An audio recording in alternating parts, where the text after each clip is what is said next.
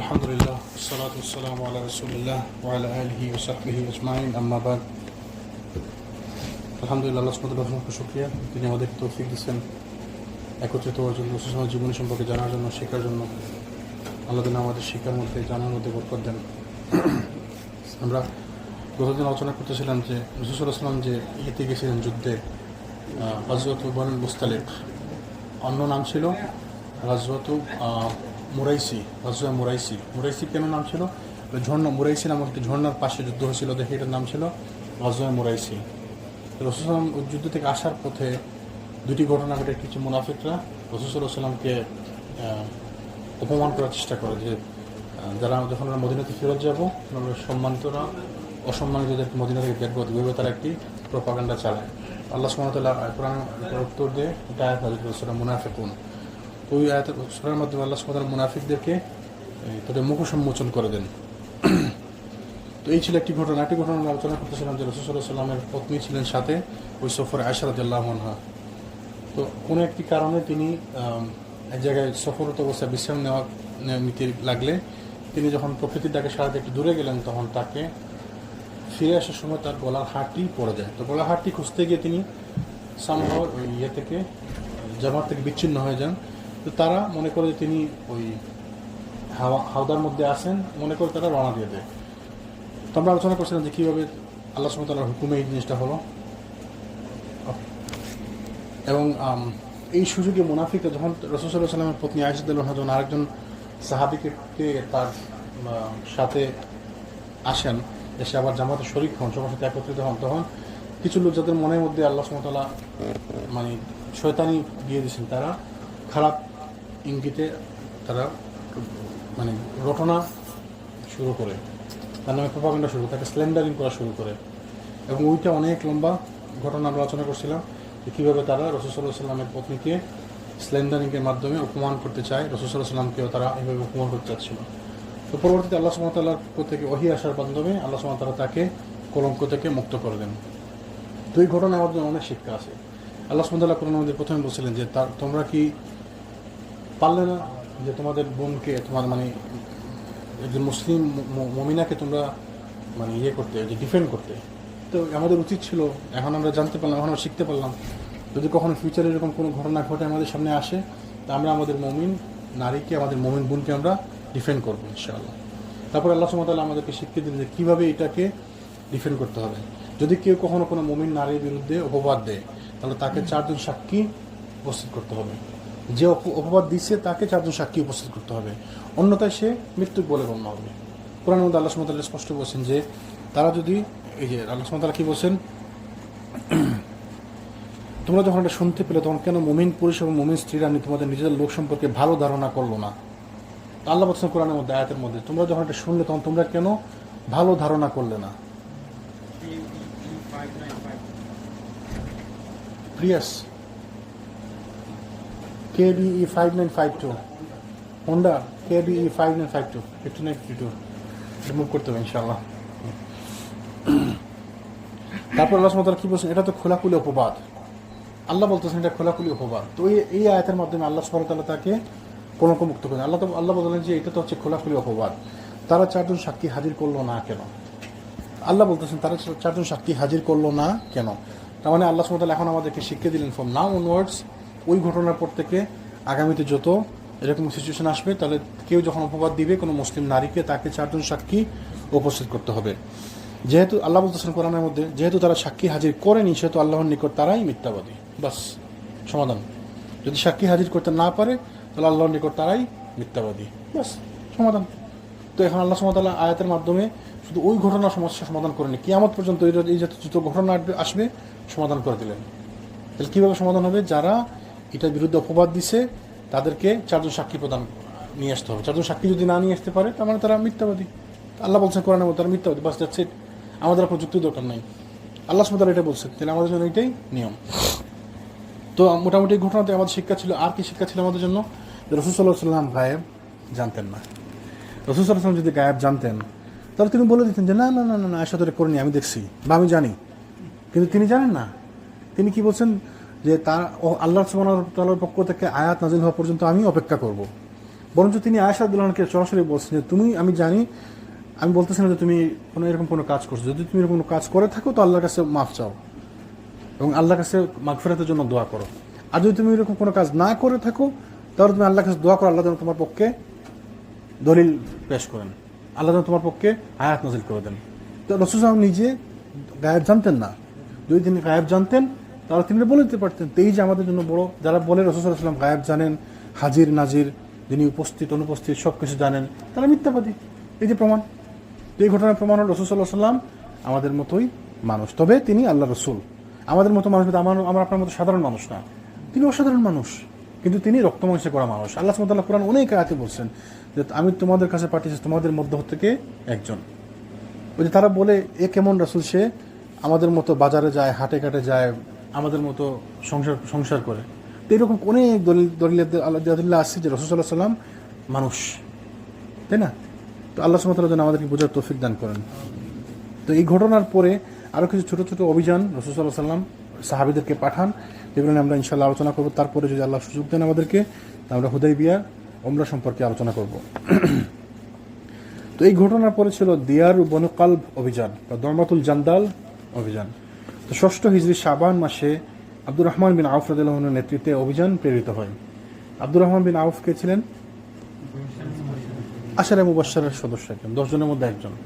Plus Abdur Rahman বিন আউফ রাদিয়াল্লাহু আনহু ছিলেন ওয়ান অফ দ্য রিচেস্ট সাহাবি। অনেকে ধনী সাহাবি বললেই মনে করে ওসমান রাদিয়াল্লাহু আনহু, কিন্তু ওসমান রাদিয়াল্লাহু আনহু থেকে অনেক বেশি ধনী ছিলেন আব্দুর রহমান বিন আউফ রাদিয়াল্লাহু আনহু। আব্দুর রহমান বিন আউফকে বলা হতো, ওই যে বলে না, ওই যে সোনার কাঠি, আমরা অনেকে বলে সোনার কাঠি যেমন যাতে স্পর্শ করে সোনা হয়ে যায়, এরকম। তিনি যখন মদিনাতে আসছিলেন, রাসূল সাল্লাল্লাহু আলাইহি ওয়াসাল্লাম তাদের মধ্যে উখুওয়াত, মানে যে ভ্রাতৃত্ববোধ স্থাপন করে দিয়েছিলেন। তো আব্দুর রহমান বিন আউফকে দিয়েছিলেন একজনের সাথে ভাই বানিয়ে। তো রাসূল সাল্লাল্লাহু আলাইহি ওয়াসাল্লামের আদেশের এত সুন্দর মনোরা প্রয়োগ করতে চাচ্ছিলেন।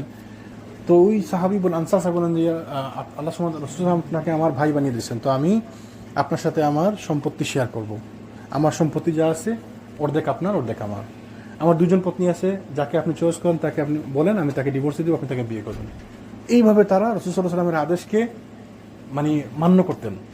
যদিও আব্দুর রহমান বিন আউফ নিকুচ নেননি তিনি, তো সাহাবীরা এইভাবে রাসূল সাল্লাল্লাহু আলাইহি ওয়াসাল্লামের আদেশকে মান্য। রাসূল সাল্লাল্লাহু আলাইহি ওয়াসাল্লাম বলছেন যে তারা তোমাদের ভাই। তো ওনারা কিভাবে নিশ্চিত কথা যে ভাই মানে তাহলে আমার ভাই, তাহলে ওয়ারিশ থেকে তাকে সম্পত্তি দিতে হবে, এইরকম ভাই মনে করছেন। সুন্নতের কিরকম পালন আর আমাদের সুন্নতের পালন, এটা সুন্নত অসুবিধা নাই, না করলে অসুবিধা নাই। ওই যে ওলামারা বলতো না যে সাহাবীরা সুন্নতকে সুন্নত মনে করে পালন করেছে। আল্লাহ রাসূলের সুন্নত, এটা আমি ছাড়ি কেমনে? আল্লাহ রাসূল এই কাজটা করছেন, আমি কেমনে ছাড়ি এটা? তো সুন্নতের গুরুত্ব দিয়ে তারা সুন্নত পালন করতেন। আর আমরা সুন্নতকে ছেড়ে দিই, সুন্নত মনে করে এইটা ইচ্ছা ওকে, এটা সুন্নত। মাঝে মধ্যে সুন্নত 2 রাকাত না পড়লে কি হয়, এটা অসুবিধা নাই। এবং আমরা যখন বলি এটাই বলি, এবং আমাদের ফিকহ গ্রন্থগুলোতে, কিতাবগুলোতে, বইগুলোতে এইটাই আছে, সুন্নতকে যদি পালন না করো অসুবিধা নাই। আমরা শিখছি ওইভাবে, আমরা বলি ওইভাবে, এবং আমাদের বিশ্বাস ওইটা করি, ওইটা আমাদের বিশ্বাস ওইটা। মাঝে মধ্যে আমরা সুন্নত ছেড়ে দিই, আচ্ছা অসুবিধা নাই, সুন্নত ছাড়লে তো অসুবিধা নাই, হ্যাঁ ঠিক আছে, কত অসুবিধা নাই। কিন্তু সুন্নতকে কীভাবে গুরুত্ব দিত সাহাবীরা আর কীভাবে গুরুত্ব দিই আমরা, এই জন্য আমরা সাহাবীদের লেভেলে পৌঁছাইতে পারি না, এটা সম্ভব না। সাহাবীর এই জন্যই সাহাবী, তাদের উপর আল্লাহ সুবহানাহু ওয়া তাআলা সন্তুষ্ট আর তারা আল্লাহর উপর সন্তুষ্ট। সুবহানাল্লাহ। আব্দুর রহমান বিন আউফ ছিলেন খুবই, তো তারপরে তিনি ওই সাহাবীকে বললেন যে না, আমার জাযাকাল্লাহ খায়র, আমার দরকার না এটা, আপনি আমাকে শুধু বাজারের রাস্তা দেখিয়ে দেন। বাজার কোন দিকে? তো তাকে বাজারের রাস্তা দেখিয়ে দিলেন। বাজারে গেলেন তিনি। তো তার বাজারে যখন গেলেন তখন তার কাছে কিছু টাকা ছিল, কিছু পয়সা নিয়ে আসছিলেন। ওই পয়সা দিয়ে তিনি কিছু পণ্য কিনলেন, পণ্য কিনে ওইটাকে একটু বেশি দামে বিক্রি করলেন। তো আবার কিছু পয়সা, ওই পয়সা দিয়ে কিছু পণ্য কিনলেন, পণ্য কিনে আবার বেশি দামে বিক্রি করলেন। ওই যে বলছেন তিনি ছিলেন গোল্ড হ্যান্ডেড, সোনার হাত, সোনার পরশ, যেটাতে হাত দিতে শোনা যেত। তো এই করতে করতে কিছুদিনের মধ্যে রাসূল তাকে দেখা হলো কয়েকদিন পরে, তার গায়ের মধ্যে একটু হলুদ লাগানো। তো বলেন যে কী ব্যাপার, তুমি কি বিয়ে করছো নাকি? জি রাসূলুল্লাহ, বিয়ে করছি। তুমি কি এই মহরনা দিছো? জি দিছে, সোনার একটি খণ্ড, সোনার একটি টুকরা মোহর দিচ্ছেন। তো দেখেন কিছুদিনের মধ্যে তিনি বিয়ে করছেন, সোনার টুকরা দিয়ে দিচ্ছেন, অথচ তার কিচ্ছু ছিল না, খালি হাতে আসছিলেন, মানে একটু হালকা কিছু টাকা পয়সা ছিল। তার পরবর্তীতে তিনি যখন মানে বিভিন্ন ওই সাহাবীদের জীবন যখন আমরা আলোচনা করতাম, ডিটেলস আলোচনা করবো ইনশাআল্লাহ, তিনি যখন মারা যান, মৃত্যুকালে তিনি এত সম্পদ রেখে যান যে তার এক একজন পত্নীর সম্পদের ভাগ ছিল বর্তমান যুগে, সংখ্যাটা আমার ঠিক মনে নেই, কিন্তু বিশাল, মানে আনবিলিভেবল অ্যামাউন্ট। তার এক একজন পত্নীর ভাগে যে সম্পদ ছিল, এত পয়সাওয়ালা ছিলেন যে মানে অ্যামেজিং, আনবিলিভেবল, এত সম্পত্তি ছিল আব্দুর রহমান বিন আউফ রাদিয়াল্লাহু আনহুর। তো এই ছিল আব্দুর রহমান বিন আউফ রাদিয়াল্লাহু আনহু। তিনি ছিলেন একমাত্র সাহাবী যিনি রাসূল সাল্লাল্লাহু আলাইহি ওয়াসাল্লামের জীবদ্দশায় রাসূল সাল্লাল্লাহু তার পিছনে সালাত আদায় করছেন। একমাত্র সাহাবী যিনি রাসূল সাল্লাল্লাহু তার পিছনে সালাত আদায় করছেন। আবু বকর রাদিয়াল্লাহু আনহু রাসূল নিজে পাঠাইছেন, এবং আবু বকর যখন রাসূল সাল্লাল্লাহু ঘর থেকে বের হয়ে আসছেন মৃত্যুর কয়েকদিন আগে, তখন তিনি আবু বকরের পাশে বসছেন। আবু বকর তিনি পিছনে সরে যেতে চাচ্ছিলেন, রাসূল তাকে ধরে তার কাছে রাখছেন। তারপরে তখন কি রাসূল সাল্লাল্লাহু আলাইহি ওয়াসাল্লাম সালাত আদায় করলেন, আবু বকর তাকে ফলো করলেন, সবাই আবু বকরকে ফলো করলো। আলটিমেটলি রাসূল সাল্লাল্লাহু আলাইহি ওয়াসাল্লাম ইমামতি করলেন এটা। কিন্তু আব্দুর রহমান বিন আউফ হচ্ছেন একমাত্র সাহাবী যিনি রাসূল সাল্লাল্লাহু আলাইহি ওয়াসাল্লামের জীবদ্দশায় রাসূল সাল্লাল্লাহু আলাইহি ওয়াসাল্লামকে ইমামতি করছেন। এটা ছিল তায়েফ অভিযানে, তাবুক অভিযানে। তাবুকের অভিযানে রাসূল সাল্লাল্লাহু আলাইহি ওয়াসাল্লাম গেছেন অজু করতে। তো অজু করতে প্রাকৃতিক কাজ সারতে গিয়ে একটু দেরি হয়ে যেতেছে, সালাতের ওয়াক্ত চলে যাচ্ছে। তো সাহাবীরা সবাই মিলে কি করলেন, আব্দুর রহমান বিন আউফকে সামনে দিয়ে দিলেন। আব্দুর রহমান বিন আউফ যখন সামনে গেলেন, সালাত শুরু করলেন, রাসূল সাল্লাল্লাহু আলাইহি ওয়াসাল্লাম তো কিছুক্ষণ পরে আসলেন, এসে সালাতে জয়েন করলেন। তো আব্দুর রহমান বিন আউফ বুঝতে পারলেন যে রাসূল সাল্লাল্লাহু আলাইহি ওয়াসাল্লাম আসছেন, তিনি সাথে সাথে চাচ্ছেন পিছনে সরে যেতে। রাসূল সাল্লাল্লাহু আলাইহি ওয়াসাল্লাম তাকে হাত দিয়ে সামনে আগায় দিলেন যে না, তুমি ইমামতি করো। এবং এই একমাত্র সাহাবী যিনি রাসূল সাল্লাল্লাহু আলাইহি ওয়াসাল্লামের জীবদ্দশায় তাকে ইমামতি করছেন, আব্দুর রহমান বিন আউফ। জি।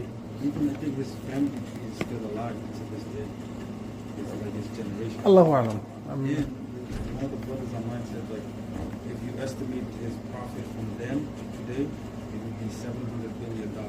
Amazing. Like I forgot the amount, but the amount he left while he was dying is unbelievable amount. মানে বর্তমান যুগের হিসাবে unbelievable amount, এত সম্পত্তি রেখে গেছেন।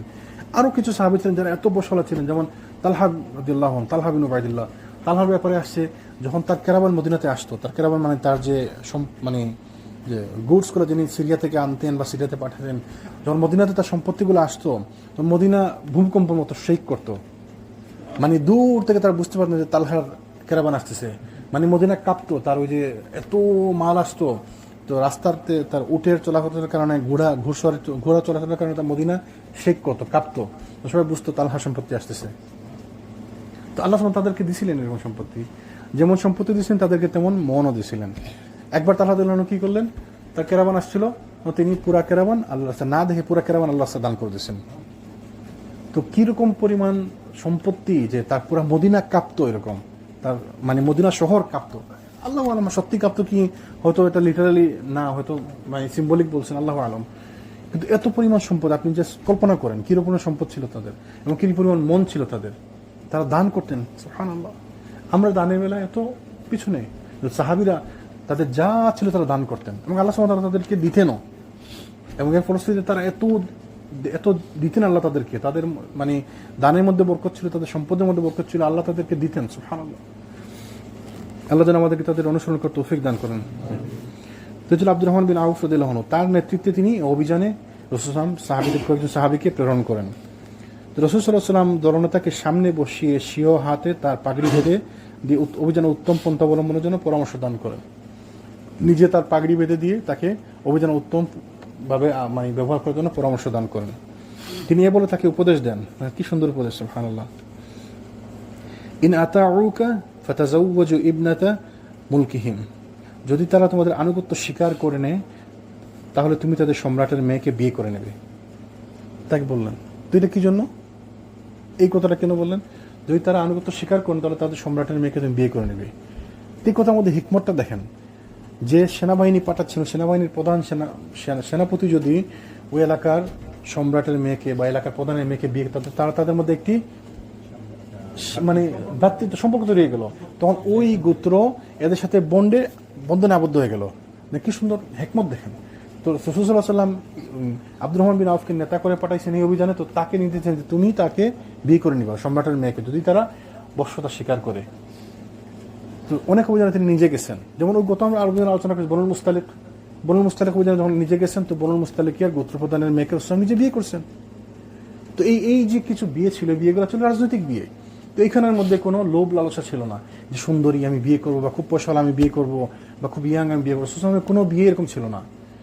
রাসূল কোনো বিয়ে এরকম এই জন্য করেনি যে খুব সুন্দরী আর খুব আমার ইচ্ছা, লোভ লালসাতে কোনো বিয়ে হয়নি। যারা রাসূলের চরিত্রে কালিমা লেপন করতে চায়, তারা যদি সিরা পড়ে, তারা যদি সিরা সম্পর্কে জানে, তারা বুঝতে পারে রাসূল সাল্লাল্লাহু আলাইহি ওয়াসাল্লামের কোনো বিয়ে ছিল না ওইভাবে, যে মানে লোভ থেকে, আকাঙ্ক্ষা থেকে, ইচ্ছা থেকে। খাদিজাকে বিয়ে করছেন, তার থেকে বয়সে বড়, তারপরে তিনি যেমন সাউদা বিনতে জামা বয়স্ক মহিলাকে বিয়ে করছেন, কেন? যাতে তার ছোট ছোট বাচ্চাগুলোকে দেখাশোনা করার জন্য। আয়েশাকে বিয়ে করছেন, আয়েশা ছোট বাচ্চা ছিলেন, তাকে বিভিন্ন কারণে বিয়ে করছেন। আবু বকর রাদিয়াল্লাহু তার সাথে বিয়ে দিয়েছেন। তারপরে যতগুলা বিয়ে করছেন তালাকপ্রাপ্ত মহিলা, কৃতদাসী, বিভিন্ন গোত্রের নেতার মেয়ে, বিভিন্ন বিভিন্ন কারণে বিয়ে করছেন। তো কোনোগুলোই ছিল না যে লোভ, লালসা বা আকাঙ্ক্ষা থেকে। তো এই জন্য তার চরিত্রে যারা কালিমা লেপন করতে চায় তারা জানে না দেখে। আর যারা এটাতে আগুনে ঘি দেওয়ার মতো যারা বলে যে হ্যাঁ ঠিক তো ঠিক ঠিক, এরা জানে না, দিন সম্পর্কে তাদের আইডিয়া নেই, দিন সম্পর্কে তারা জানে না। আল্লাহ যেন আমাদেরকে বোঝার তৌফিক দান করেন। তো তিনি কি বলেন, যদি তারা তোমাদের আনুগত্য স্বীকার করে নেয় তাহলে তুমি তাদের সম্রাটের মেয়েকে বিয়ে করে নেবে। আব্দুর রহমান বিন আউফ গন্তব্যস্থলে পৌঁছার পর একাধিক ক্রমে 3 দিন যাবৎ ইসলামের দাওয়াত দিতে থাকেন। আল্লাহর কিতাব আল কোরআন, ইসলামী জীবন দ্বারা অলৌকিক বৈশিষ্ট্যগুলো এবং মুসলমানদের চরিত্রে মাধুর্যে মুগ্ধ হয়ে শেষ পর্যন্ত তারা মুসলিম হয়ে যায়। মুসলমানদের চরিত্রে মাধুর্যে মুগ্ধ হয়ে তারা মুসলিম হয়ে যায়।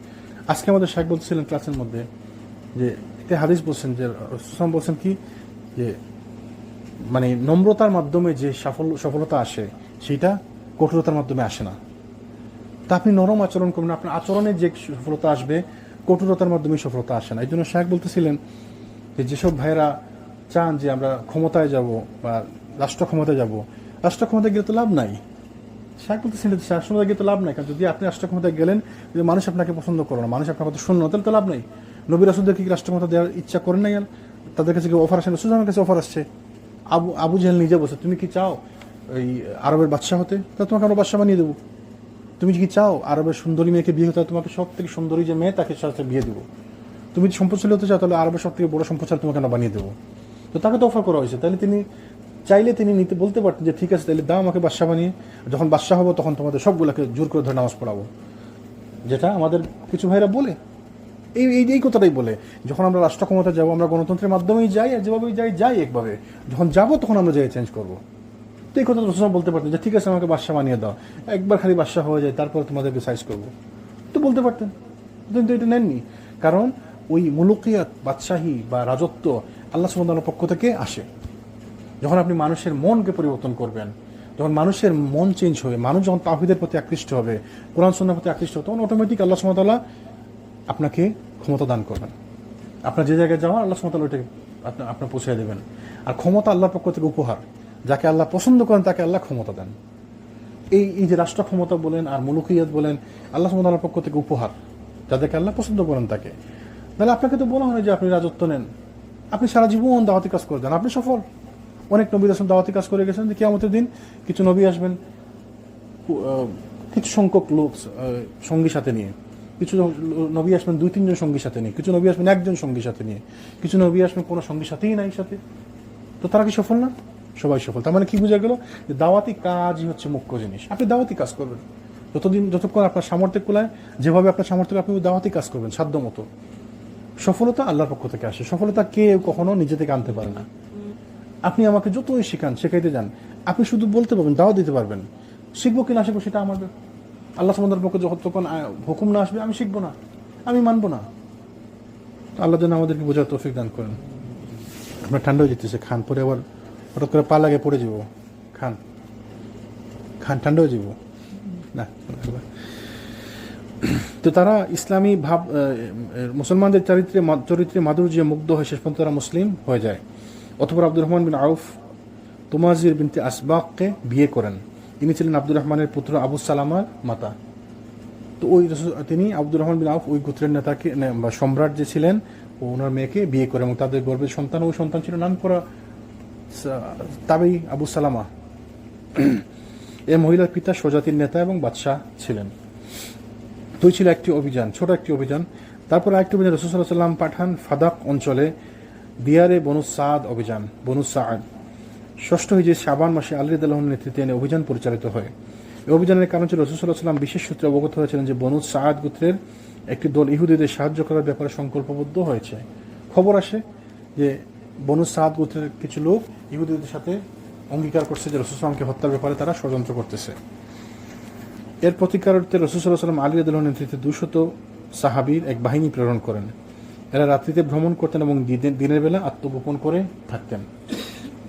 এই দেখেন, এই আমরা যদি ডিটেলস আলোচনা করি প্রত্যেকটা লাইন বাই লাইন, কত সুন্দর, কতগুলো শিক্ষণীয় ব্যাপার আছে। রাসূল সাল্লাল্লাহু আলাইহি ওয়াসাল্লামের কাছে খবর আসে, তার মানে তার গোয়েন্দা ছিল বিভিন্ন জায়গায়। তো রাষ্ট্র পরিচালনা করতে গেলে গোয়েন্দা থাকা দরকার আছে। তো এই গোয়েন্দাবৃত্তি বা এই গুপ্তচরগিরি ইসলামে অ্যালাউড, রাষ্ট্রীয়ভাবে যদি কেউ করে তো সেটা অ্যালাউড। কিন্তু আমি যদি আপনার পিছনে গোয়েন্দা লাগাই, যে আপনার পিছনের কথা শুনবো, যে আপনার পিছনের জন্য লাগাইলাম যে সে শুনুক কি বলে, তো এইটা কিন্তু নিষেধ, ইসলামে নিষিদ্ধ। কেউ কারো পিছনে গুপ্তচর বৃত্তি করতে পারবে না। রাষ্ট্রীয়ভাবে করলে এটা ঠিক আছে, অ্যালাউড। তারপর দেখেন রাসূল সাল্লাল্লাহু আলাইহি ওয়াসাল্লাম আলী রাদিয়াল্লাহু আনহু পাঠালেন, তারা রাত্রিবেলা চলতেন, দিনের বেলা সজাগ থাকতেন, দিনের বেলা তারা গোপনে থাকতেন। এখন যদি কেউ কোরআন আয়াত নিয়ে আসে যে আল্লাহ সুবহানাহু ওয়া তাআলা রাত্রিকে বানাইছেন বিশ্রামের জন্য, দিনকে বানাইছেন কাজের জন্য, এখন এই আয়াত নিয়ে আসলে কি এই ঘটনার সাথে মিলবে? মিলবে না। এটা ভিন্ন জিনিস, এটা আলাদা জিনিস, এটা হচ্ছে প্রেক্ষাপট ভিন্ন। রাত্রিকে আল্লাহ ঘুমানোর জন্য, বিশ্রামের জন্য বানাইছে, ঠিক আছে, কিন্তু এই অবস্থায় তারা রাত্রে চলাফেরা করতেন, দিনে আত্মগোপন করতেন। কেন? গোপনীয়তার স্বার্থে। তো এই জিনিসগুলো বোঝা দরকার আছে। তাহলে যদি কখনো প্রয়োজন হয় আমরা রাত্রে চলাফেরা করবো আর দিনের বেলা থামবো, এরকম অনেক বোঝা আছে। রাসূল সাল্লাল্লাহু আলাইহি ওয়াসাল্লাম নিজে রাত্রে চলাচল করছেন, দিনের বেলা থামছেন। আবার যখন আপনার প্রয়োজন আছে, খুব গরম দিনের বেলা, তো আপনি রাতে চলেন, দিনে থামেন, দিনে রেস্ট নেন, এটা করতে পারেন। তাহলে ইসলামকে বুঝতে হবে সবগুলা সামষ্টিকভাবে ইসলামকে বুঝতে হবে না। আপনি একটি আয়াত পড়লেন, একটি হাদিস পড়লেন, পড়ে আরেকদিন সব তর্ক করতে লেগে গেলেন। এই জন্য ওলামারা কি বলে, যখন আমরা প্রথম শিখি তখন আমরা খুব শক্ত শাদীদ, যে হ্যাঁ না এটা হারাম, ওইটা হারাম, এ কাফির, ও কাফির, এ বেদাতি, ও বেদাতি। যখন অনেক শিখেন আপনি, তখন আপনি বুঝতে পারেন আসলে তো আপনি কিছুই জানেন না, আপনি কত কিছু জানেন না। এই জন্য বড় বড় আলেম ওলামারা পারে বলতে যে ভাই আমি জানি না, এটা বলতে পারে। আর ছোট ছোট যারা তালেবুল ইলম, তারা সব কিছুর উত্তর জানে, তাদের কাছে সব কিছুর উত্তর আছে। আর বড় বড় আলিমদের কাছে সব কিছুর উত্তর থাকে না, কারণ তারা যখন বুঝতে পারে যে আমি যে কথাটা বলতেছি এটা একটা ফতোয়া দেওয়া যে কি বড় কঠিন ব্যাপার। তো ছোট ছোট লোকদের কাছে জিজ্ঞেস করেন, যারা নতুন শিখতেছে, নতুন দিন স্টাডি করতেছে, এদের বলেন, তখন সব কিছু বলবে, সব কিছুর উত্তর আছে। সব হয় হারাম, নয় হালাল, হয় কাফির নাইলে মুসলিম, নাইলে বেদাতি, নাইলে ভালো, সব কিছুর উত্তর আছে। তো এই জন্য স্টাডি করতে হবে, দিন শিখতে হবে আমাদেরকে। এবং দিন শিখতে হবে কাদের কাছ থেকে? এইটার জন্য ওলামারা মাপকাঠি দিয়েছে, কাদের কাছ থেকে দিন শিখতে হবে। যার তার কাছ থেকে দিন শেখা যাবে না। ওই যে এই একজন আলেম বলছিলেন যে তুমি দিন শিখার ব্যাপারে তুমি মৌমাছি হয়েও, দিন শিখার ব্যাপারে তুমি মাছির মতো হয় না। তো কথাটা গুরুত্বপূর্ণ কথা। মাছির মতো হয় না মানে মাছি যেমন সব জায়গায় বসে, সব কিছুতে মুখ দেয়। তো ওই শায়েখ বলতেছিলেন যে মাছি যেমন দুধের মধ্যেও বসে, মাছি যেমন পায়খানার মধ্যেও বসে। তো মাছি ভালো জায়গাতেও বসে, খারাপ জায়গাতেও বসে, ভালো জিনিসের উপরেও বসে, খারাপ জিনিসের উপরেও বসে। তো আপনি যদি মাছির মতো হন, আমি এই মসজিদে কিছু শিখলাম, ওই মসজিদে কিছু শিখলাম, ওই শেখার কাছে শিখলাম, ওই উস্তাদের কাছে শিখলাম, ওই মাওলানার কাছে শিখলাম, শিখতে তারপর দেখালে আপনি কিছুই বুঝেন না, কারণ আপনি তো গুলাই ফেলছেন। এক জায়গায় গেলেন, শুনলেন যে নাভির নিচে হাত পাতা হচ্ছে সুন্নাত, আমরা বাদী। আর জায়গায় গেলেন যে নাভির উপরে হাত পাতা সুন্নাত, আর জায়গায় গেলেন বুকের উপরে হাত পাতা সুন্নাত। তাহলে আপনি নিবেন কোনটা, বুঝবেন কোনটা আপনি? আর জায়গায় যাবেন, বলবে এটা হচ্ছে আব্বাওয়ালা সালাত, এটা হচ্ছে আম্মাওয়ালা সালাত। শুনছেন না এরকম? শুনছেন না? আমার শুনেন নাই? শুনেন না এটা? সুবহানাল্লাহ। আপনার নাম শুনছেন? বাংলাদেশের এক আলেম আছে লুৎফুর রহমান ফরায়েজি, শুনছেন? খালি ওই কোরআন সুন্নাহর আলেমদের সাথে শুধু তর্ক করতে চায়, শুধু বাহাস করতে চায়। বড় আলেম, নাম করে আলেম, লুৎফুর রহমান ফরায়েজি, শুনছেন নাম? একদিন বলছিল কি, ওরা যে নাভির নিচে, আমরা যে নাভির নিচে হাত বাঁধি, হারাবি এক করে বুঝেন, এটা তো আব্বাওয়ালা নামাজ। আর তোমরা যে বুকের উপরে হাত বাঁধো, এটা তো না, কিন্তু আম্মাওয়ালা নামাজ। তো তোমার হয়তো আব্বা বিদেশে তুমি দেখো না, এই জন্য তুমি শিখো নাই নাভির নিচে হাত বাঁধা। তোমার আম্মা দেশে, তুমি আম্মার কাছে শিখছো, এই জন্য বুকে হাত বাঁধা আম্মাওয়ালা নামাজ শিখছো। বুঝছেন নাকি ব্যাপার? মানে বাংলাদেশের মহিলার বুকের উপরে হাত বাঁধে না।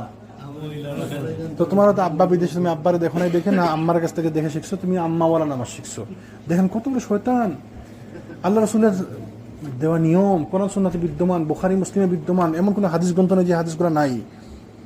যে হাতের উপরে হাত, কবজির উপরে কবজি, সহিহ খুজাইমাতে হাদিস আছে, বিভিন্ন হাদিস গ্রন্থে সহিহ হাদিস বিদ্যমান। তারা কি বলে? আব্বাওয়ালা, আম্মাওয়ালা। হ্যাঁ, বুখারী তো আরে দেওবন্দের বুখারী তো বুখারী, এখন ওদের ছাপা, এদের ছাপা, সবগুলোতে আছে বিদ্যমান। তারা কি বলে? আব্বাওয়ালা নামাজ, আম্মাওয়ালা নামাজ। মানে কিরকম শয়তানি দেখেন। গত 2-3 দিন আগে দেখলাম, অবশ্যই এই হাদিসটা যদি কেউ যদি অবমূল্যায়ন করে বা এরকম উল্টা পাল্টা কথা বলে, তো সে কি বিচ্যুত হবে ইয়া থেকে? ওই প্রশ্ন আজকে করছিল ক্লাসে, কামাল ওই প্রশ্ন করছিল সাহেবকে, যে যদি কেউ সুন্নতকে ব্যঙ্গ করে, সুন্নতকে নিয়ে অবজ্ঞা করে, তাহলে সে কি ইসলাম থেকে খারিজ? মূলনীতি হচ্ছে কেউ যদি সুন্নতকে ব্যঙ্গ করে, সে ইসলাম থেকে খারিজ। আবার ওই দিন আপনি বলতেছিলেন না যে এক ভাই বলছে আরে দূর, এই দাড়ি রাখা এগুলো আমি মানি না, এগুলো এগুলো না, এগুলো বানাইছে। তা আপনি এসে কি বলছেন যে ওর কাছে যাওয়া যাবে না, সে তো ইসলাম থেকে খারিজ হয়ে গেছে।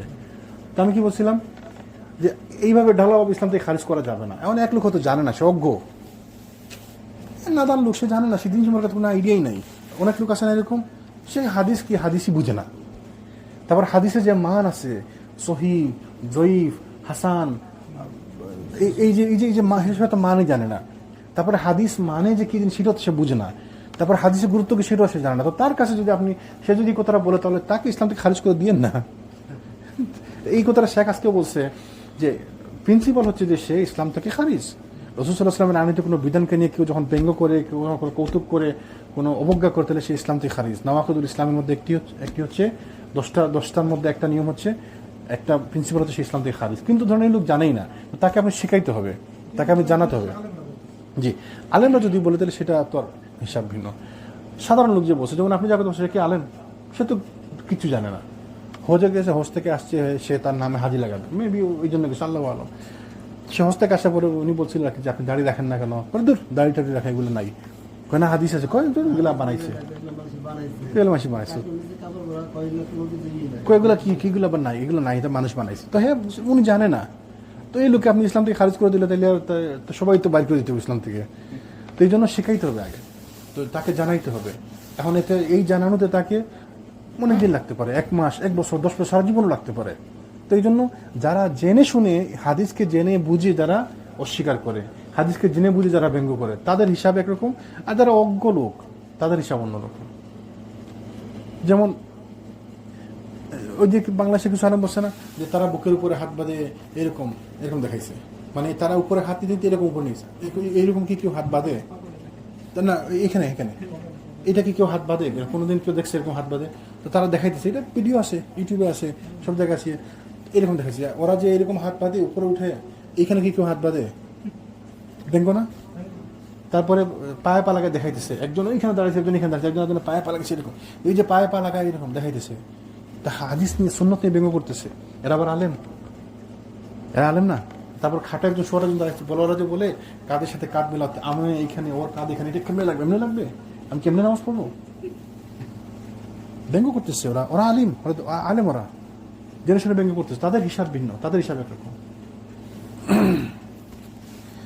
তো এই জন্য আমরা কইছিলাম যে ইসলাম বুঝতে হলে আমাদেরকে সামষ্টিকভাবে বুঝতে হবে। তো এই জন্য আমি যেমন বললাম যে আল্লাহ সুবহানাহু ওয়া তাআলা কোরআনে বলছে রাতকে আল্লাহ দিয়েছেন বিশ্রামের জন্য, দিনকে দিচ্ছেন কাজের জন্য। তা আপনি যদি রাতে চলতেছেন তাহলে তো আপনি হারাম কাজ করতেছেন। তো এইরকম কথা ঢালাভাবে এমনি বলা ঠিক না, তাই না? তারপর ওই যে আজকে বলতেছিলাম এক ভাইকে, যখন উলামাদের কোনো ইজমা হয়, যেমন পৃথিবীর সব উলামা একমত, এরকম অনেক মত মাসালা আছে না যে পৃথিবীর সব উলামা একমত, যেটাতে হানাফি, মালিকি, শাফিঈ কেউ দ্বিমত করে নাই, তো এটা একমত সবাই, কোনো উলামার কোনো দ্বিমত নাই। এরকম যদি কোনো নিয়ম থাকে, কোনো মাসালা থাকে, তাহলে এটা হুজ্জত, এটা ইসলামের বিধান। কোরআন সুন্নাহ মানে ফরজ ওয়াজিব যেমন গুরুত্বপূর্ণ, তো এই কথাটা কোরআন হাদিস থেকে আসলে যেরকম গুরুত্বপূর্ণ, এইটা এইরকম সেরকম গুরুত্বপূর্ণ। যদি এরকম কোনো ইজমা থাকে, তাহলে উনি বললো যে না, এটাতে তো কোরআন হাদিসে নাই, তো আলেম উলামা বললে উনি মানবো কেন? এমন যে আলেম উলামা যখন বলছে, তো নিশ্চয়ই কোনো একটা কারণে বলছে। তো আলেম উলামাদের ইজমা যে জিনিস আছে, ওইটা নিয়ে আমরা আর সুতা খুঁজতে যাব না, যেটাতে সবাই একমত, ইজমা বিদ্যমান, উলামাদের ইজমা বিদ্যমান, ওটাতে আমরা সুতা খুঁজতে যাব না যে কেন উলামারা সব একমত হয়েছে, বাস দ্যাটস ইট, ওইটাই নিয়ম। কেন একমত হয়েছে? তাহলে আপনি পড়েন, আপনি শিখেন, তাহলে আপনি বুঝতে পারবেন যে কেন একমত হয়েছে, কেন এই নিয়মটাতে তারা কোরআন হাদিসে নাই, তারপর তারা একমত হয়েছে। তা আমাদেরকে শিখতে হবে ইজমা কিভাবে হয়। কোরআন হাদিসে যেটা নাই, ওইটাকে অন্যান্য দলিলের ভিত্তিতে তারা নিয়ে আসেন, তো এটা শিখতে হবে। তা আমি যদি না শিখতে, তাহলে আমি আলেম উলামাকে ওই ঢালাভাবে বলে দেবো, তাহলে এরা কি জানে? তো এটা ঠিক না। তো এই জন্য ইসলাম বুঝতে হলে সামষ্টিকভাবে বুঝতে হবে, পুরো দিন বুঝতে হলে আলেম উলামাদের কাছ থেকে বুঝতে হবে। আলেম উলামা যেভাবে বুঝছেন এইভাবে বুঝতে হবে। তাফসির বুঝতে হলে পূর্ববর্তী মুফাসসিররা কি বলছেন এইটা দেখে বুঝতে হবে। আমি নিজে থেকে তাফসির বানাই দিলাম হবে না। ওই দিন আমরা আলোচনা করতেছিলাম যে আমি নতুন করে একটা তাফসির বললাম, নতুন করে একটা তাফসির আমার বুদ্ধিভিত্তিক আইডিয়া নিয়ে আমি একটা তাফসির বলে দিলাম, চলবে না। আপনি আপনার আগে কোনো আলেম কোনো দিনটা বলছে কিনা, কোনো বড় বড় মুস্তাহিদ আলেম, কোনো বড় বড় মুফাসসির এরকম কোনো কথা বলছে কিনা? যদি না বলে থাকে, তাহলে আপনি নতুন কোনো কথা ইসলামে চলবে না, নতুন কোনো সংযোজন ইসলামে চলবে না। তো তিনি আলী রাদিয়াল্লাহু আনহু তারা করতেন কি, রাত্রিতে ভ্রমণ করতেন এবং দিবাভাগে আত্মগোপন করে থাকতেন। অবশেষে শত্রুপক্ষের একজন গোয়েন্দা তাদের হাতে ধরা পড়ে। সে স্বীকার করলো যে খায়বারের খেজুরের বিনিময়ে তারা সাহায্যের প্রস্তাব দিয়েছে। খায়বারের খেজুরের বিনিময়ে মানে খায়বার থেকে যে খায়বারটা খেজুরের জন্য বিখ্যাত, খায়বার এলাকা, তো খায়বারের খেজুরের বিনিময়ে তারা এই ওদেরকে সাহায্যের প্রস্তাব দিয়েছে। দেখেন ইসলামের নিয়মগুলো সুবহানাল্লাহ কত মানে আলেমুল আমরা যে ওয়ারাসাতুল আম্বিয়া এমনি মতো বলে নাই, আলেমুল আমরা কীভাবে দেখেন ইসলামের নিয়ম মানে ভার্ডিকগুলো বের করে। ওই যে বলছিলাম একটা একটি ঘটনা, ইমাম শাফি রহিমুল্লাহ এক বাড়িতে গেছেন, তো তাকে বলা হলো, যার বাড়িতে গেছেন তাকে বলা হয়েছে ইমাম শাফি কিন্তু এই যুগের বড় মর্দে মুজাহিদ, মানে মুস্তাহিদ আলেম, তার ব্যাপার তিনি কিন্তু খুব তিনি এই রাত্রে তাহাজ্জুদ পড়েন একদম পুরা, মানে তার অনেক ভালো ভালো কথা বলছে। যার বাড়িতে গেছেন তিনি সারা রাত অপেক্ষা করলেন, ইমাম শাফি তো রুম থেকে বেরো হলেন না আর তাহাজ্জুদও পড়লেন না। তো তিনি মনে করেন মা এত কিছু শুনলাম ওনার ব্যাপারে, উনি আবার কীরকম তাহাজ্জুদই তো পড়লেন না। সকালে তখন ফজরের সময় তিনি রুম থেকে বের হয়েছেন, তো রুম থেকে বেরিয়ে ইমাম শাফি তিনি বললেন যে কী ব্যাপার শেখ আপনি রাত্রে উঠলেন? বলে আমি তো সারা রাত ঘুমাতে পারি না। বলে কেন? বলে আমি আজকে একটা হাদিস পাইলাম, ওই হাদিসটা পাওয়ার পরে আমি ঘুমাইতে পারি না এক মুহূর্ত, হাদিসটা নিয়ে চিন্তা করতে করতে। তো ওই হাদিস থেকে তিনি 54টা রুলিংস বের করছেন ইসলামে দিনের, একটা হাদিস থেকে 54টা রুলিংস বের করছেন। তো শুনছেন এই কথাটা? তা আমি হাদিসটা যদি বলি আমি একটা রুলিংস বের করতে পারবো না। এখানে কিসের রুলিংস, কি হাদিস? রাসূল সাল্লাল্লাহু আলাইহি ওয়াসাল্লাম এক ভ্রমণ করছিলেন আনাস ইবনে মালিকের বাড়িতে। তো আনাস ইবনে মালিকের ভাই ছিল ওই যে উম্মে সুলাইম না ওনার মা, তো উম্মে সুলাইমের ছেলে। তো আনাস ইবনে মালিকের ভাইয়ের নামটা কি ছিল? নামটা ভুলে গেছি। তো তিনি তার বাড়িতে গেলেন, তো তার একটি পুষ্য ছিল, ওই পাখি ছিল, একটা পাখি পালতেন, নোগায়ের, পাখির নাম ছিল নোগায়ের, পাখিটার নাম ছিল নোগায়ের। তো তিনি যখন গেলেন তো ওই ছোট্ট বালকটি কাঁদতেছে। যখন বললেন যে কী ব্যাপার তুমি কাঁদতেছো কেন? তখন সে বললো যে আমার মারা গেছে, মানে তাকে জানানো যে ওর পাখিটা মারা গেছে আজকের জন্য সে কাঁদতেছে। তো সুতরাং তাকে গিয়ে তাকে জোকস করে ফান করে তাকে বললেন যে কী ব্যাপার, কী হলো তোমার নোগায়ের কি হলো? এই কথাটা ইমাম শাফি শুনছেন আজকে, তোমার নোগায়ের কি হলো? নোগায়ের মানে পাখি আর কি, পাখিটার নাম ছিল, তো পাখি মারা গেছে। ওই কথাটা শুনে ইমাম শাফি সারা রাত ঘুমাতে পারেননি। এই কথা থেকে তিনি 54টা রুলিংস বের করছেন। যা আপনি বের করেন একটা, তোমার নোগায়ের কি হলো এই কথাটা থেকে। আলেম কাকে বলে? তো এবার চিন্তা করেন যে আলেম কাকে বলে। সারা রাত একটা অংশ নিয়ে চিন্তা করছে। তো কিছু নিয়ম আমরা এখান থেকে দেখতে পাই, যেমন আলেমুলামা বলছে যে পাখি পালা জায়েজ আছে। তো বোঝা গেল পাখি পালা জায়েজ আছে। রসুল তো তাকে বলেন তুমি পাখি পালতেছো কেন, পাখি বন্ধ করতেছো কেন? মানে পাখি যদি কেউ পালে তো জায়েজ আছে, এটাই যে নিয়ম। দেখা ওলামারা কিভাবে নিয়ম বাই করছে, সুবহানাল্লাহ। তো এই জন্য ওলামাদেরকে আমরা ঢালাভাবে যে আপনি বলে দিলেন যে অমুক খারাপ আর অমুক, আরে সে কি জানে? সে তো রসুল সাল্লাম বলছে যে উলামা ওয়ারাসাতুল আম্বিয়া। রসুল সাল্লাল্লাহু আলাইহি ওয়াসাল্লাম বলছে কি নবীদের উত্তরসূরি তারা, নবীরা তো আসবেন না, তো তাদের মধ্যে যা ভালো আছে, যা জ্ঞান আছে তাদের মধ্যেই আছে, তাদের কাছেই আছে। এই জন্য আমরা আলেম ওলামাদেরকে সম্মান করবো ইনশাআল্লাহ। ওই খায়বারের খেজুরের কথা বলছিলাম, তো ওই খায়বারের খেজুর থেকে একটা হাদিস আছে। ওই যে এক সাহাবী বলছিলেন যে ইয়া রাসূলুল্লাহ, তাকে একটি খেজুর দিচ্ছেন খাওয়ার জন্য, রাসূলকে এটা খেজুর দিচ্ছেন খাওয়ার জন্য। তিনি খেজুরটা খেয়ে বললেন মা এটা তো খুব সুন্দর খেজুর, এটা খুব ভালো খেজুর, কোথা থেকে আসছে? ইয়া রাসূলুল্লাহ, আমি খায়বার থেকে খেজুর আসছিল, তো আমি 3 সা খেজুর দিয়ে 1 সা খেজুর নিছি খায়বার থেকে আসা। তো 3 সা খেজুরের, মদিনার খেজুরের বিনিময়ে খায়বারের 1 সা খেজুর নিছি। সাথে সাথে ফেলাই বলছে না এটা খাওয়া যাবে, এটা সুদ। এই যে সুদের রুলিংস আসলো, এটা কেমন সুদ হইল? এই যে দেখেন ওলামারা কিভাবে রুলিংস বের করে। উনি বলছে কি আমি 3 সা, মানে ধরেন এক্সাম্পল 3 সা মানে কত, 2.5 কেজি বা 2 কেজি, 3 কেজির মতো আর কি। 3 কেজি থেকে একটু কম, সার হিসাবে ভিন্ন অনুযায়ী 3 কেজি থেকে একটু কম বা একটু বেশি। ধরেন 9 কেজি খেজুর দিয়ে আমি 3 কেজি খেজুর আনছি, উনি বলছে আর কি। তো রসুল বললেন যে সাথে না এটা হারাম, এটা সুদ। তাহলে সুদ কি? সুদ কি শুধু টাকা দিয়ে সুদ? শুধু টাকার নাম সুদ? যে কোনো জিনিস, ওই জিনিসের বিনিময়ে সেম জিনিস যদি আনেন কম বা বেশি, তাহলে সেটা সুদ। তাহলে আপনার কাছে আমি একটা মোবাইল দিয়ে 2টা মোবাইল নিলাম, সুদ। আপনার কাছ থেকে আমি কম দামি 2টা মোবাইল দিয়ে দামি একটা মোবাইল নিলাম, সুদ। টাকা বিনিময়ে মোবাইল নেন, অসুবিধা নেই। তাহলে জিনিস ভিন্ন হতে হবে। আপনার কাছ থেকে আমি 2টা বই দিয়ে একটা বই নিলাম, সুদ।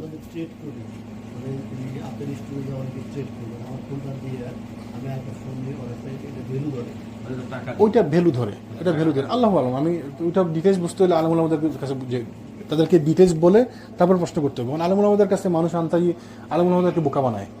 কেমনে বোকা বানায়?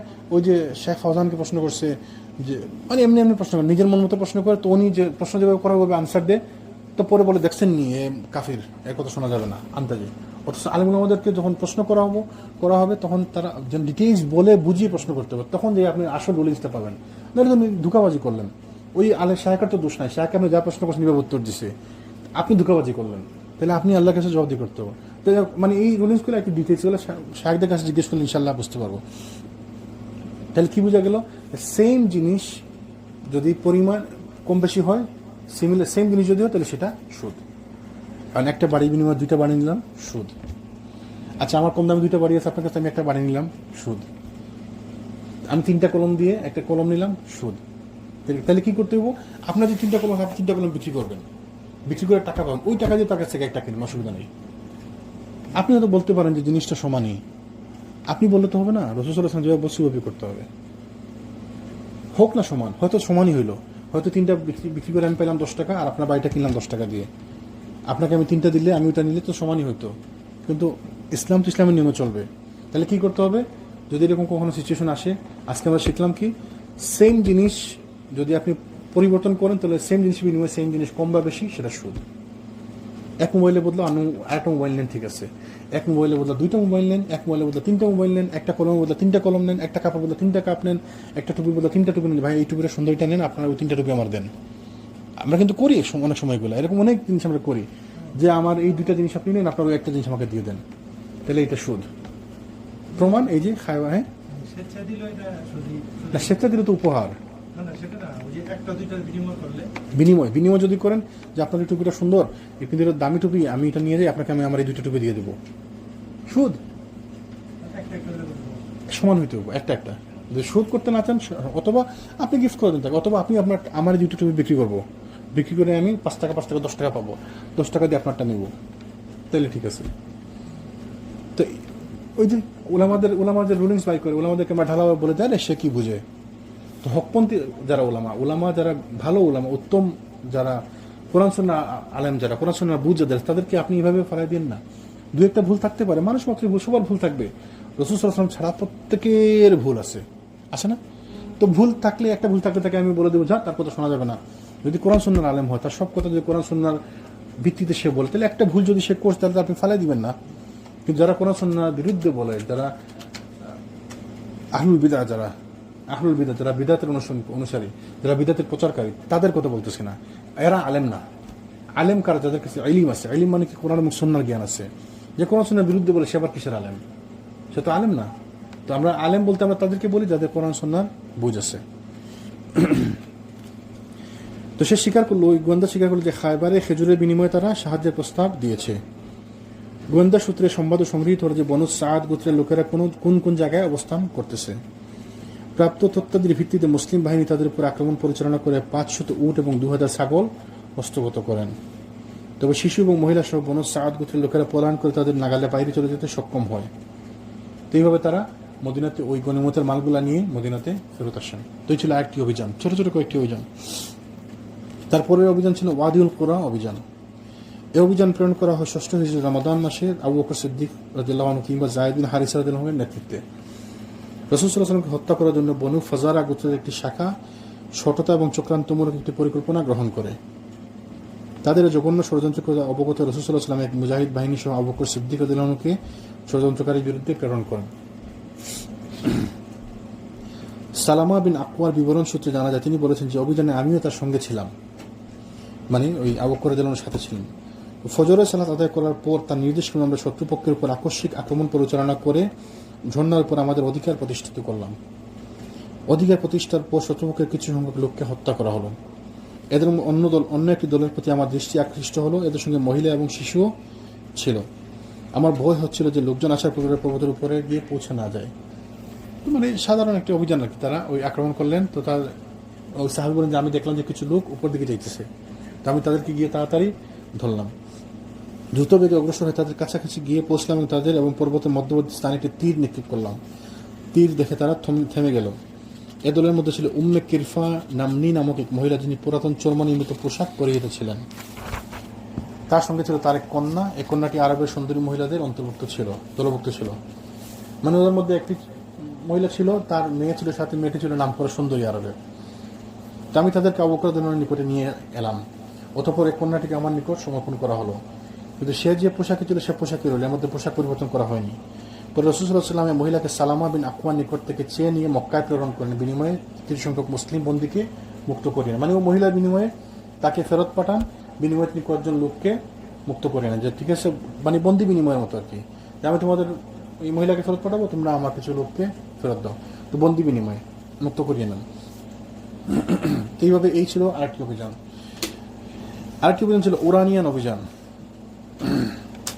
এইটি একটি গুরুত্বপূর্ণ ঘটনা। ইনশাআল্লাহ আপনারা শুনছেন না যে কিছু সাহাবিক রাসূল নির্দেশ দিয়েছিলেন যে উটের প্রস্রাব খাওয়ার জন্য, পান করার জন্য? শুনছেন না এটা? এই দুধ আর প্রস্রাব খাওয়ার জন্য। তো কথাটা সত্যি, এই ঘটনা সত্যি। অনেকে অবশ্য এটা নিয়ে অনেক মানে ব্যঙ্গ করে যে এটার কীরকম কথা, প্রস্রাব খাওয়ার জন্য বলছে। তো আসলে এটা নিয়ে ব্যঙ্গ করার কিছু নাই। রাসূল সাল্লাল্লাহু আলাইহি ওয়াসাল্লাম জানতেন, যা জানতেন আমরা সেটা জানতাম না। আল্লাহ সুবহানাহু ওয়া তাআলা কিসের শিফা কিসের মধ্যে রাখছে আমরা তো জানি না এটা।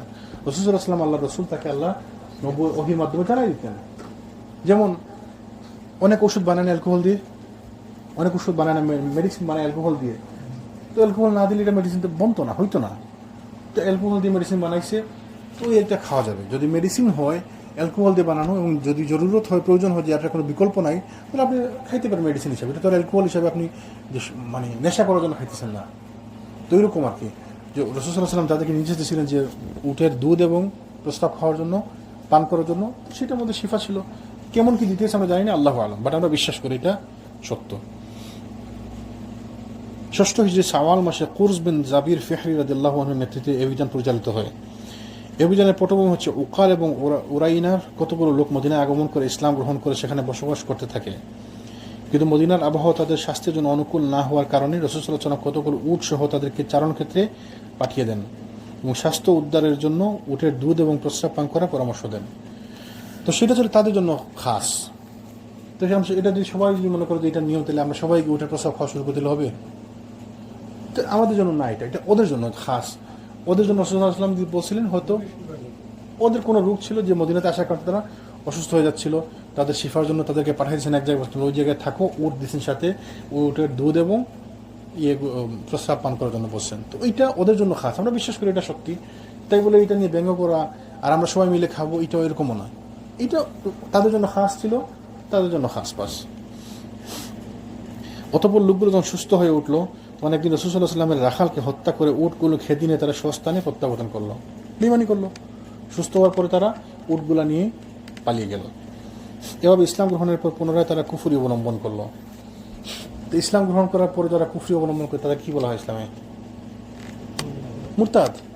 ইসলাম থেকে যারা বেরিয়ে যায় তাদেরকে মুরতাদ বলা হয়। মুরতাদের শাস্তি, যদি ইসলামী রাষ্ট্র হয় তাহলে তো তাকে কতল করতে হবে। উল্লেখিত কারণ রাসূল সাল্লাল্লাহু আলাইহি ওয়াসাল্লাম তাদের খোঁজ করার জন্য কুরজ বিন জাবির ফিহরিকে 20 জন সাহাবা সহ প্রেরণ করেন। এই বাহিনী প্রেরণের সময় রাসূল সাল্লাল্লাহু আলাইহি ওয়াসাল্লাম দোয়া করেছিলেন, প্রার্থনা করেছিলেন, হে আল্লাহ, ওরানিয়ানদের পথ অন্ধকার করে দাও এবং কঙ্কন চেয়েও তাদের বেশি খাটো করে দাও। মানে তাদের রাস্তাকে তুমি অন্ধকার করে দাও, রাস্তাকে খাটো করে দাও, একদম শর্ট করে দাও। তাদের বিরুদ্ধে বুদ্ধ করছেন। তো এই আল্লাহ সুবহানাহু ওয়া তাআলা তার দোয়া কবুল করেন। তো তিনি রাসূল সাল্লাল্লাহু আলাইহি ওয়াসাল্লামের প্রার্থনা মঞ্জুর করে আল্লাহ সুবহানাহু ওয়া তাআলা তাদের পথকে অন্ধকার করে দেন। কীভাবে অন্ধকার করছেন আপনার মতো জানার দরকার নেই, আল্লাহ চাইলে আল্লাহ সবই পারেন।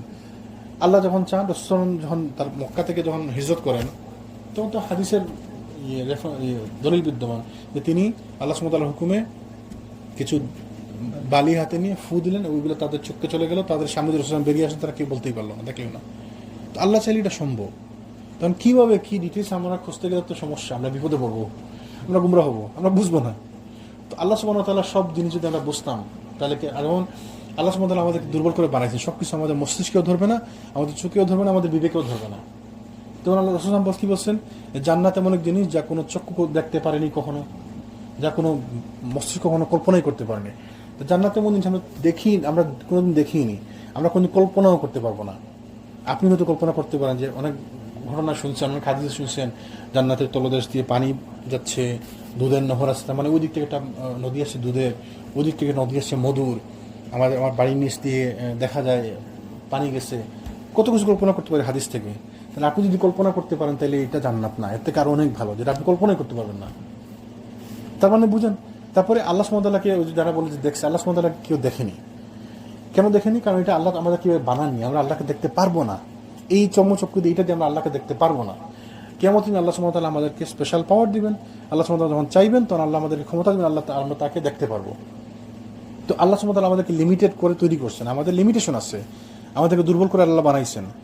তো আমরা যদি সব বুঝতে যাই, এটা সম্ভব না। যেমন মেরাজের ঘটনা, এটা কি সম্ভব? কি বুঝবে? আপনি এক রাত্রির মধ্যে কি বলেন, আপনি কি বলেন না বলেন, তখনকার দিনে তো ছিল এক রাত্রির মধ্যে চলে গেছে, এটা অকল্পনীয় ব্যাপার, বিশ্বাস করতে পারলো না ওরা। এই মেরাজের ঘটনায় কত লোক কাফের হয়েছে আর কিছু লোক সিদ্দিক হয়ে গেল, তাই না? অথচ এখন দেখেন, যদি ওরা 1500 বছর পরে কথা চিন্তা করতো, তাহলে এখন তো ওই এক রাত্রির মধ্যে গেছে, তার থেকে আরও তাড়াতাড়ি যাওয়া সম্ভব। কেউ যদি এখান থেকে প্যালেস্টাইন যেতে চায় 10 ঘন্টার মধ্যে যাওয়া সম্ভব, তাই না? তাহলে এখন সম্ভব, সে 10 ঘন্টার মধ্যে যাইতে পারবে, আবার 10 ঘন্টার মধ্যে ফিরে আসতে পারবে চাইলে। তো তখন তারা কল্পনা করতে পারেনি যে এক মাসের রাস্তা তুমি কেমন এক রাতের মধ্যে গেলা, আবার ফিরে আসলা। শুধু তাই না, আবার ওইখান থেকে নাকি আকাশেও গেছে, আবার এখান থেকে নাকি ফিরেও আসছে, সে নাকি আবার জান্নাত জাহান্নামও দেখে আসছে। তো এগুলো অকল্পনীয় ব্যাপার, তাদের কাছে অকল্পনীয়। তো আসলে তো জিনিসগুলো চিন্তা করলে অকল্পনীয়। যে বোরাকের কথা আসছে, যে খচ্চরের মতো সাইজ, গোড়ার মতো না, গাদার মতো না, মাঝামাঝি এই ছোট একটা প্রাণী। ওই প্রাণী নাকি অত দূরে যায়, এক স্টেপ থেকে আরেক স্টেপ, দৃষ্টি যত দূর যায় তত দূর আরেক স্টেপ ফলায়। তো শুনলে কি বিশ্বাস করতে পারবে না এরকম কোনো প্রাণী আছে? কিন্তু আমরা বিশ্বাস করি আছে, আল্লাহ সুবহানাহু ওয়া তাআলা চাইলে আছে। যেমন সূরা ফিল, আল্লাহ সুবহানাহু ওয়া তাআলা কি বলছেন, যে ছোট ছোট ঝাঁক এক ঝাঁক পাখি আসলো, ঝাঁকে পাখি আসলো। তোরা মুখে ছোট্ট পাখি যদি আসে, ঝাঁক পাখি, এদের মুখে আর কোন পাথরই থাকে, আর ওই পাথরে নাকি এরা আবার ধ্বংস হয়ে গেছে। আমরা বিশ্বাস করি, যুক্তি আমরা বুঝতে পারবো না। তো এই জন্য যুক্তিতে যায় না অনেক কিছু, যুক্তিতে পড়ে না অনেক কিছু। যে আলী রাদিয়াল্লাহু আনহু বলছিল, যুক্তিতে যদি ইসলাম চলতো তাহলে আমরা জিজ্ঞেস করতাম যে যখন মাসাহ করে তখন মোজা নিচে মাসাহ না করে কেন উপরে মাসাহ করে? যুক্তিতে যদি ইসলাম চলতো তাহলে তো মোজার নিচে মাসাহ করতো, কারণ নিচে মরে লাগছে, নিচে হাঁটছি। কিন্তু ইসলাম যুক্তিতে চলে না, দেখে মোজার উপরে মাসাহ করা হয়।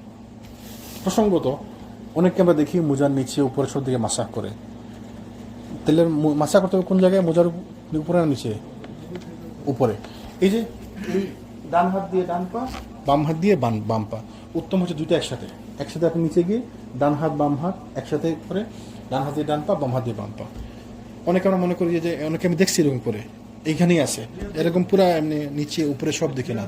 জি, তাহলে মাসা করতে হবে কিভাবে?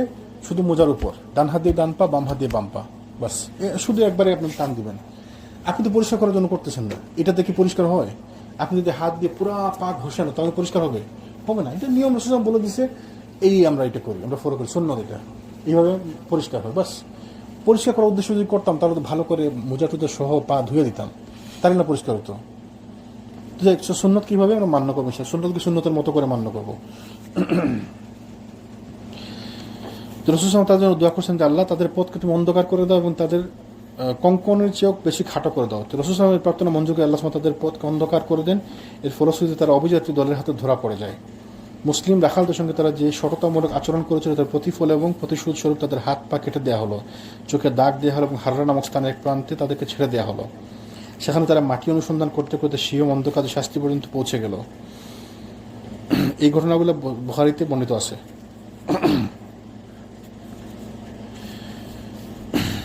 তো এই ছিল ওই ঘটনা। এইভাবে অনেকগুলো ঘটনা সংঘটিত হয়। এই যে মুরাইসির যুদ্ধের পরে, মুরাইসির যুদ্ধ মানে বলার মুস্তালিকের যুদ্ধের পরে ছোট ছোট কিছু ঘটনা সংঘটিত হয়। খুব সিভিয়ার কোনো ঘটনা নাই, কিন্তু এগুলা ছোট ছোট ঘটনা যেগুলোর মাধ্যমে এগুলো ছিল ওই সকল অভিযান বা যুদ্ধ যা আহজাব এবং বনু কুরাইজা যুদ্ধের পরে সংঘটিত হয়েছিল। এ সকল অভিযানে বড় আকারে তেমন কোনো ঘটনা সংঘটিত হয়নি এবং এসবের বেশিরভাগ ক্ষেত্রে সাধারণভাবে ছোটখাটো ঘটনা সংঘটিত হয়েছিল। অতএব ওই সকল অভিযানকে যুদ্ধ না বলে অগ্রগামী সৈনিক প্রহরী দল বা টহলদার বাহিনী বা তথ্য অনুসন্ধান দল ইত্যাদি বলাই শ্রেয়। এসব অভিযানের উদ্দেশ্য ছিল মূর্খ বেদুইন এবং শত্রুদের অন্তরে ভয় ভীতি সঞ্চার করা।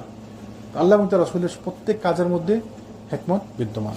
আল্লাহ এবং তার রাসূল যখনই কোনো কাজ করতেন সেটার মধ্যে হিকমত ছিল। আমরা তো বুঝতে পারতাম না, সাহাবীরা অনেক সময় কিছু বুঝতে পারেন না, সাহাবীরা প্রশ্ন করছেন, অনেক সাহাবী অনেক প্রশ্ন উঠাইছেন। যেমন ওমর রাদিয়াল্লাহু আনহু বিশেষ করে যখনই কোনো কিছু তার মনোপুত হইতো না, তিনি বুঝতেন না, যুক্তিতে টিকতেন, তিনি প্রশ্ন করতেন। যেমন মুসা আলাইহিস সালাম প্রশ্ন করছিলেন লোকতার ইয়েকে, ওই যে খিজির আলাইহিস সালামকে, যদিও তাকে বলা যে তুমি আমাকে প্রশ্ন করো না, কিন্তু তিনি প্রশ্ন করছিলেন কারণ তিনি বুঝতে পারছেন যুক্তিতে নিচ্ছেন না, তো প্রশ্ন করছেন। তো সাহাবীরা প্রশ্ন করতেন, যেমন ওমর রাদিয়াল্লাহু আনহু বলছেন, ইয়া রাসূলুল্লাহ, ওই যে বনুল মুস্তালিকের যুদ্ধে যে আপনি অনুমতি দেন ওই ইয়েকে হত্যা করা হোক, আব্দুল্লাহ বিন উবাইকে হত্যা করা হোক। রাসূল না দিলেন না। পরবর্তী যখন আল্লাহ সুবহানাহু ওয়া তাআলা কোরআন সূরা মুনাফিকুন নাযিল করলেন যে তারা হচ্ছে অপরাধী, তাদের মুখোশ আল্লাহ উন্মোচন করে দিলেন, তখন রাসূল কি বললেন ওমরকে যে ওমর দেখছো, যদি আমি তাকে ওই দিন হত্যা করতাম তাহলে মানুষ হয়তো আমার বিরুদ্ধে কথা বলতো, আজকে যদি আমি হত্যা করার পারমিশন দিই তাহলে ওরাই তাকে হত্যা করবে। তা আল্লাহ সুবহানাহু ওয়া তাআলা তাকে অপদস্থ করছেন। তাহলে আল্লাহ রাসূল সাল্লাল্লাহু আলাইহি ওয়াসাল্লামের কাজের মধ্যে হিকমত ছিল, আল্লাহ সুবহানাহু ওয়া তাআলা এটার প্রমাণ দিয়ে দিলেন। আবার দেখেন, যখন আমরা ইনশাআল্লাহ আগামীতে আলোচনা করব হুদাইবিয়া থেকে ফেরার পথে, ইনশাআল্লাহ আমরা আজকে শুরু করবো না, আগামী দিন শুরু করবো হুদাইবিয়া। হুদাইবিয়া থেকে ফেরার পথে যখন রাসূল সাল্লাল্লাহু আলাইহি ওয়াসাল্লাম তাদের সব শর্ত মেনে নিলেন যে ঠিক আছে আমরা এই বছর ফিরে যাব, উমরা না করে ফিরে যাব, তারপরে আমরা আগামী বছর আবার আসব, মানে এটাকে একদিক থেকে দেখলে মনে হয় এটা পরাজয় হয়েছে যে আমরা 1400 লোক নিয়ে রাসূল সাল্লাল্লাহু আলাইহি ওয়াসাল্লাম গেছেন উমরা করার জন্য এবং তারা উমরা করতে দিল না। সাথে হাদি নিয়ে গেছিলেন, হাদি মানে কোরবানির পশু, উট, ভেড়া, দুম্বা এগুলো নিয়ে গেছিলেন, তো উমরা করতে পারলেন না। এটা বিশাল অপমান যে আমরা কোরবানির পশু সাথে নিয়ে গেলাম, পশুগুলাকে মালা পরিয়ে উটের কুজের ওইখানে দাগ দিয়ে উটের ছেড়ে, এটা একটা ইয়ে। কোরবানির পশুকে যে মালা পরে, এটা তো জানেন, শুনছেন অনেকে, তাই না?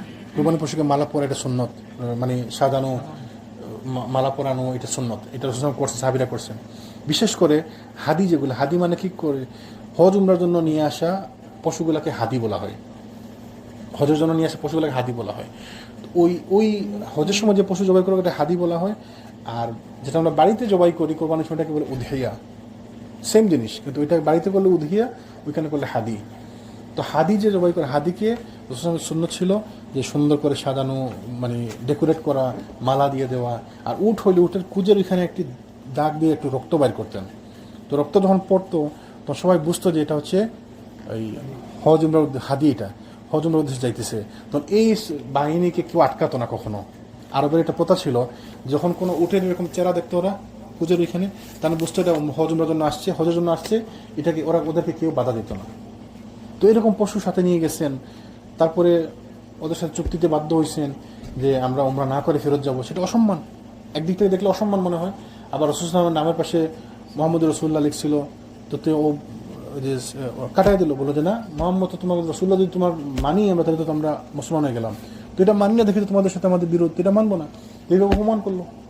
রাসূল সাল্লাল্লাহু আলাইহি ওয়াসাল্লাম ওইখানে ওই হুদাইবিয়া প্রান্তরে মাথা শেভ করে ওইখানেই হালাল হয়ে চলে আসে, তো এটা অপমান। ওমর রাদিয়াল্লাহু আনহু কাছে মনে হলো তো ঠিক কেমন হবে। তিনি বললেন, ইয়া রাসূলুল্লাহ, আপনি কি আল্লাহর রাসূল নন?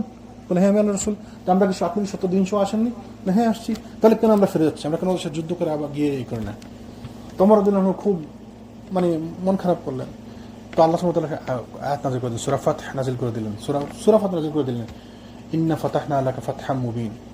এটা ছিল একটি ক্লিয়ার বিজয়, স্পষ্ট বিজয়। তো আল্লাহ সুবহানাহু ওয়া তাআলা কোরআনে বলে দিলেন এটাকে, এটা হচ্ছে স্পষ্ট বিজয়। হুদাইবিয়াতে মুসলমানরা অপমানিত হইল, আর আল্লাহ বলছেন এটাকে স্পষ্ট বিজয়। তো দেখেন, এই হুদাইবিয়া সন্ধির ফলে এই মক্কা বিজয়ের পটভূমি তৈরি হয়। কিভাবে?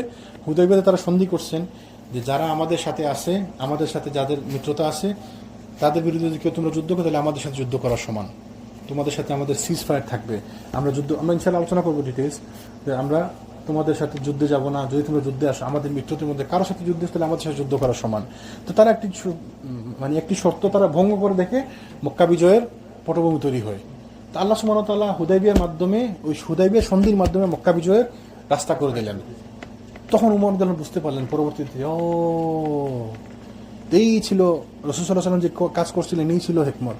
তো আল্লাহ এবং তার রাসূলের প্রত্যেক কাজের মধ্যে হিকমত বিদ্যমান।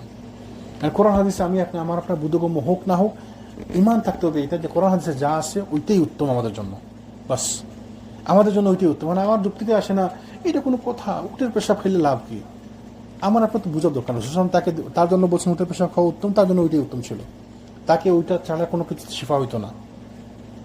এই হচ্ছে ঈমান।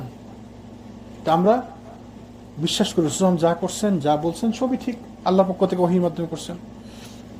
এরকম ঈমান থাকতে হবে, আল্লাহ যেন আমাদের বোঝার তৌফিক দান করেন।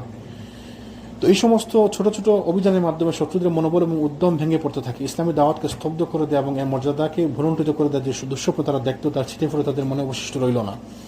পরিস্থিতি যে ক্রমে মুসলমানদের অনুকূলে যাচ্ছিল তা অধিকন্তু সুস্পষ্ট হয়ে উঠল হুদাইবিয়া চুক্তির মাধ্যমে।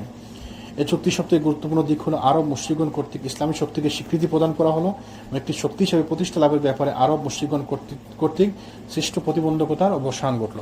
তো হুদাইবিয়া সন্ধির মাধ্যমে যেমন ধরেন আমরা আলোচনা করব ইনশাআল্লাহ যে ওই বছর তাদেরকে ফিরে আসতে বাধ্য হইল, পরবর্তী বছর থেকে তারা প্রতি বছর পারমিশন পেয়ে গেল যুদ্ধ ছাড়া। তো এইগুলো বিজয় আল্লাহ সুবহানাহু ওয়া তাআলার পক্ষ থেকে। তো আমরা মুসলমানরা যারা বুঝতে পারিনি বা আমরাও যারা এখনো কিয়ামত পর্যন্ত এরকম হবে, যারা আমরা কোরআন হাদিস কোনো নিয়ম বুঝতে পারবো না, আমরা এটা বিরোধিতা করবো না। আমি বুঝতে পারতেছি না, সেটা আমার দুর্বলতা। তো যে বুঝে তাকে জিজ্ঞেস করবো। এরকম তালমুল আমরা আছে যারা জ্ঞানী, যারা বুঝে তাদেরকে জিজ্ঞেস করবো। আবার কিছু জিনিসের কোনো মানে কেউ বুঝতে পারে না, যেমন আল্লাহ সুবহানাহু ওয়া তাআলা বলেছেন আয়াতে মুতাশাবিহা, যেগুলোর অর্থ আল্লাহ ছাড়া কেউ জানে না, আল্লাহ বলছেন নিজে। তো এগুলো নিয়ে মাথা ঘাটাতে গিয়ে আমি নষ্ট করবো। যেমন আজকে বই জানি পড়ছিলাম, একজন বলছে, এক আলেম বলছে যে আলেমুল আমরা অনেক আগেই বলে গেছে যে কীভাবে বেদাতিদেরকে চিনতে হয়। বেদাতিদেরকে চিনতে হয়, তার মধ্যে একটি ওদের লক্ষণ হচ্ছে তারা সবসময় আপনার সাথে তর্ক করবে ওই জটিল আয়াতগুলো নিয়ে, আয়াতে মুতাশাবিহাত নিয়ে আপনার সাথে তর্ক করবে, কঠিন কঠিন ব্যাপার নিয়ে আপনার সাথে তর্ক করবে। আপনি দেখবেন যখনই কোনো বেদাতি আপনার সাথে কথা বলতে আসবে তখন আপনাকে প্রশ্ন করবে, আচ্ছা বলো তো তাইলে ওইটা ব্যাখ্যা করতে কেমন এটা হলো। দেখবেন সবসময় এরকম প্রশ্ন করবে আপনাকে, আচ্ছা তোমরা যে বলো এটা এইভাবে, তাহলে ওইটা কেমনে হতো, ওইটার উত্তর দাও। দেখবেন সব সময় এরকম প্রশ্ন করবে। সে শেখার জন্য তো করতেছে না, সে আপনাকে আটকানোর জন্য করতেছে, মানে জটিল কঠিন বিষয় নিয়ে আলোচনা করবে। ওলামারা বলছেন এইরকম যাদের লক্ষণ আছে এরা বেদাতি। তো আলেমুলামারা অনেক আগে থেকে বলে গেছেন যে বেদাতিদের লক্ষণ হচ্ছে এইগুলা। আল্লাহ যেন আমাদেরকে বোঝার তৌফিক দান করেন, আমরা যেন কোরআন সুন্নাহর উপর থেকে আমাদের জীবন পরিচালনা করতে পারি। আল্লাহ যেন আমাদেরকে মৃত্যু পর্যন্ত কোরআন সুন্নাহর উপর থাকার তৌফিক দান করেন। তাহলে আমরা শেষ থামি আজকে। সুবহানাকাল্লাহুম্মা বিহামদিকা আশহাদু আল্লা ইলাহা ইল্লা আনতা আস্তাগফিরুকা ওয়া আতুবু ইলাইক।